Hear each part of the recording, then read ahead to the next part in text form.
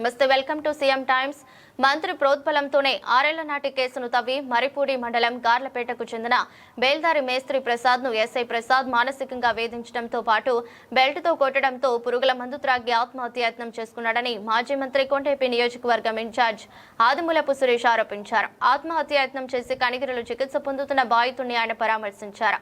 అనంతరం జరిగిన మీడియా సమావేశంలో సురేష్ మాట్లాడుతూ బాధితులకు మరిపూడి ఘటనలో బాధితులకు న్యాయం జరిగే వరకు పోరాటం కొనసాగిస్తామన్నారు. ఈ మీడియా సమావేశంలో మరిపూడి మండల కన్వీనర్ ఇంకోలు సుబ్బారెడ్డి, మాజీ మండల కన్వీనర్ బూద రమణారెడ్డి, గార్లపేట ఎంపీటీసీ కొండారెడ్డి, వైసీపీ నాయకులు బిందు నరసింహ, కనిగిరి వైసీపీ నాయకులు షేక్ అబ్దుల్ గఫార్, మడతల కస్తూరిరెడ్డి, వైఎం ప్రసాద్ రెడ్డి, సూరసాని మోహన్ రెడ్డి, పెద్ద ఎత్తున వైసీపీ నాయకులు కార్యకర్తలు పాల్గొన్నారు.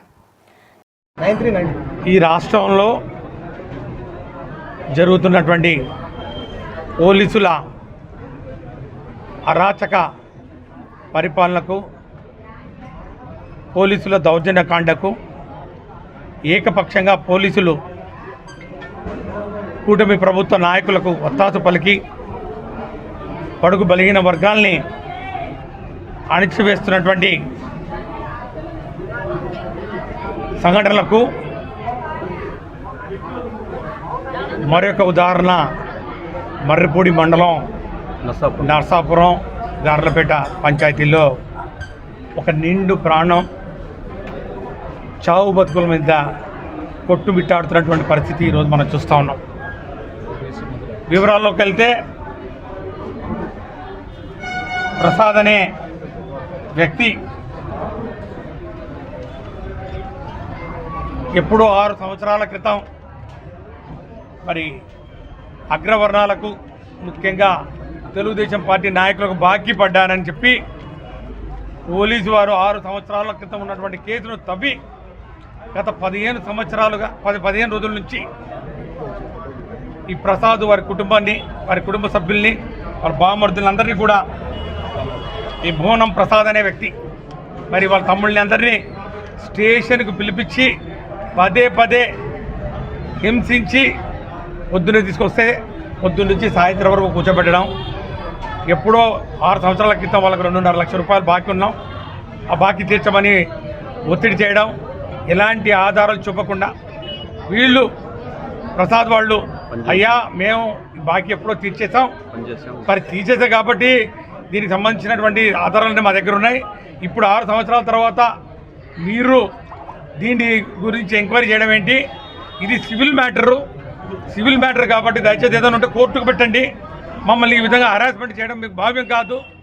నాకు 2 ఆడపిల్లలు ఉన్నారు, సన్న పిల్లలు ఉన్నారు. నన్ను ఈ విధంగా అవమానకరంగా రోజు పోలీస్ స్టేషన్కి పిలుచుకొచ్చి సాయంత్రం వరకు కూర్చోబెట్టి రాత్రి పంపించడం ఇది కరెక్ట్ కాదు. ఇంట్లో నా భార్య ఒక్కతే ఉందని చెప్పి కాళ్ళ వేళ్ళ ప్రాధాయపడినా కూడా మర్రిపూడి మండల ఎస్ఐకి కనికరం రాలేదు. మర్రిపూడి ఎస్ఐ కేవలం మంత్రి గారు, మరి కొండేపి నియోజకవర్గ శాసనసభ్యులు, మరి సాంఘిక సంక్షేమ మంత్రి గారు మరి ప్రోద్బలంతో మరి వారు చెప్పారు కాబట్టి నేను వారిని సంతోషపరచాలి, వాళ్ళని ప్రసన్నం చేసుకోవాలి, నా పోస్టింగ్ ఇక్కడ కాపాడుకోవాలి అని ఏకైక ఉద్దేశంతో ఈ భువనం ప్రసాద్ అతన్ని విచక్షణ రహితంగా 15 రోజుల పాటు తిప్పించుకున్న తర్వాత 15వ తారీఖున ఏప్రిల్ 15వ తారీఖు రాత్రిన బెల్ట్ తీసుకొని విచక్షణ రహితంగా కొడితే ఆ బాధలు కాకుండా జరిగిన అవమానానికి తట్టుకోలేక భువనం ప్రసాద్ అనే అతను పురుగుల మందు, గడ్డి మందు తాగి ఆత్మహత్యకు పాల్పడినటువంటి పరిస్థితి ఈరోజు మనం చూస్తున్నాం. ఈరోజు నేను హాస్పిటల్, ఈ యొక్క శంకరయ్య హాస్పిటల్కు రావడం జరిగింది, మల్లికార్జున హాస్పిటల్కు రావడం జరిగింది. హాస్పిటల్లో డాక్టర్ని మరి విచారిస్తే ఇంకా ప్రమాదం నుంచి బయటపడలేదు. మరి ఆయన ఈ మిథైల్ అసిటలిన్ అనే గడ్డి మందులు మరి సేవించడం మాత్రం జరిగింది. మరి ట్రీట్మెంట్లో ఉన్నారని చెప్పడం జరుగుతూ ఉంది. ఆయన పరిస్థితి ఇంకా విషమంగానే ఉన్నటువంటి పరిస్థితి మనం చూస్తూ ఉన్నాం. నేను ఒకటే డిమాండ్ చేస్తూ ఉన్నాను, ఇలాంటి పోలీస్ అధికారులు కేవలం మంత్రులు చెప్తాను, అధికార పక్షం నాయకులు, తెలుగుదేశం పార్టీ నాయకులు చెప్తేనో దౌర్జన్యంగా రాజ్యాంగబద్ధంగా వారు పరిపాలన చేయాల్సింది మర్చిపోయి పోలీసు కాకి బట్టలను అడ్డంగా పెట్టుకొని వ్యవస్థను అడ్డంగా పెట్టుకొని ఈ విధంగా బడుగు బలహీన వర్గాల ప్రాణాలను తీసే అధికారం వాళ్ళకి ఎవరిచ్చారు అని చెప్పి నేను ప్రశ్నిస్తూ ఉన్నా. తక్షణమే ఎస్పీ గారు, ప్రకాశం జిల్లా గారు ఎస్పీ గారిని మేము డిమాండ్ చేస్తున్నాం, దీని మీద ఎంక్వైరీ చేయాలి.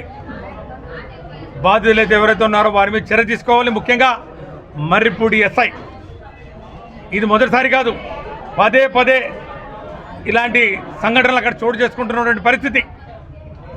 మొన్నటికి మొన్న అంబేద్కర్ బాబు జగ్జీవన్ గారుల విగ్రహ ప్రతిష్ట బడుగు బలహీన వర్గాల ఆరాధ్య దైవమైనటువంటి నాయకుల్ని మరి జగన్మోహన్ రెడ్డి గారి పాదయాత్రలో విగ్రహావిష్కరణ చేసుకోవాలని చెప్పి ఇంకా కొన్ని పనులు ఉన్నాయని చెప్పి దానికి ఆ పనులు చేస్తూ ఉంటే ఎక్కడ జగన్మోహన్ రెడ్డి గారు వచ్చి మా విగ్రహాన్ని ఆవిష్కరణ చేస్తారో, మరి ఎక్కడ ఈ యొక్క క్రెడిట్ అంతా కూడా మళ్ళా ఈ బడుగు బలహీన వర్గాలంతా కూడా వైసీపీకి అండగా ఉంటారని చెప్పి మళ్ళా తలచి మళ్ళా మంత్రి గారు చెప్పారని చెప్పి బలవంతంగా దళితులందరినీ కూడా హౌస్ అరెస్ట్ చేసి వారిని పారద్రోలి ఎంఆర్ఓతో తీసుకొచ్చేసి ఆ విగ్రహాల్ని అపవిత్రం చేసే విధంగా, ఆ మహానాయకులకి అవమానం జరిగే విధంగా బట్టలన్నీ తీసి విగ్రహాల్ని మరి ప్రారంభించడం కేవలం పోలీసు వారి అండతోటి ఎస్ఐ గారు నిలబడి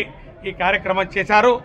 రాజ్యాంగ విరుద్ధంగా ఇలాంటి కార్యక్రమాలు అనేకంగా చేస్తూ ఉన్నారు. కాబట్టి ఈరోజు ఎస్పీ గారిని మేము మరి అడుగుతూ ఉన్నాం, తక్షణమే దీని మీద ఎంక్వైరీ జరగాలి. ఆర్డీఓ ఎంక్వైరీ జరిపి డివిజనల్ మ్యాజిస్ట్రేట్ ఎంక్వైరీతో పోలీసు వారి మీద చర్య తీసుకోవాలి. బాధితుడికి న్యాయం చేయాలి. ఇలాంటి అసంబద్ధమైనటువంటి కేసులు, దొంగ కేసులు 6 సంవత్సరాల తర్వాత తిరగదోడి కేవలం సివిల్ కేసులు, సివిల్ పంచాయతీలు చేసే కార్యక్రమంలో ఈరోజు పోలీసులు ఉన్నారనే సంగతి మరొకసారి తేటతెల్లమవుతూ ఉంది. కాబట్టి ఇప్పటికైనా కానీ పోలీసు వారు, డీజీపీ గారిని కూడా మేము హెచ్చరిస్తున్నాం, దయచేసి పోలీసు వ్యవస్థను గాడిలో పెట్టండి. పోలీసు వారు ఒక పార్టీ వారికి కొమ్ము కాయడం కరెక్ట్ కాదు. సమాన న్యాయం చేయండి. రెడ్ బుక్ రాజ్యాంగాన్ని పక్కన పెట్టండి. ప్రజాస్వామ్య పరంగా ప్రజలకు న్యాయం చేసినప్పుడే మీరు ప్రజల మన్ననలు పొందుతారు. అంతే తప్ప అధికారంలో ఉన్నారు కాబట్టి అధికారులకు ఒత్తాసు పలకడం కాదు. మీకు ప్రభుత్వం మరి ఈరోజు జీతాలు ఇస్తూ ఉంది. మరి మీకు 30 సంవత్సరాలు ఆ ఉద్యోగంలో ఉంటారు కాబట్టి ప్రభుత్వాలు వస్తాయి పోతాయి. కానీ ఈ విధంగా బడుగు బలహీన వర్గాల మీద మీ దౌర్జన్యం కింద ప్రదర్శిస్తే ఖచ్చితంగా మేము న్యాయస్థానం తలుపులు తడతాం, జ్యుడిషియల్ ఎంక్వైరీ చేపిస్తాం. ఖచ్చితంగా మీకు తగిన శాస్తి జరిగేంత వరకు పోరాటం చేస్తామని చెప్పి కూడా మేము హెచ్చరిక చేస్తూ, మరి ఈరోజు ప్రసాద్కు న్యాయం జరగాలి. ఇలాంటి దొంగ కేసులు ఏవైతే ఉన్నాయో, ఇలాంటి మరి అసంబద్ధమైనటువంటి కేసులు 6 సంవత్సరాల క్రితం జరిగినటువంటి ఇన్సిడెంట్స్, ఇవన్నిటి కూడా క్షుణ్ణంగా పరిశీలించి వారికి న్యాయం చేయాలని చెప్పి మేము డిమాండ్ చేస్తాం.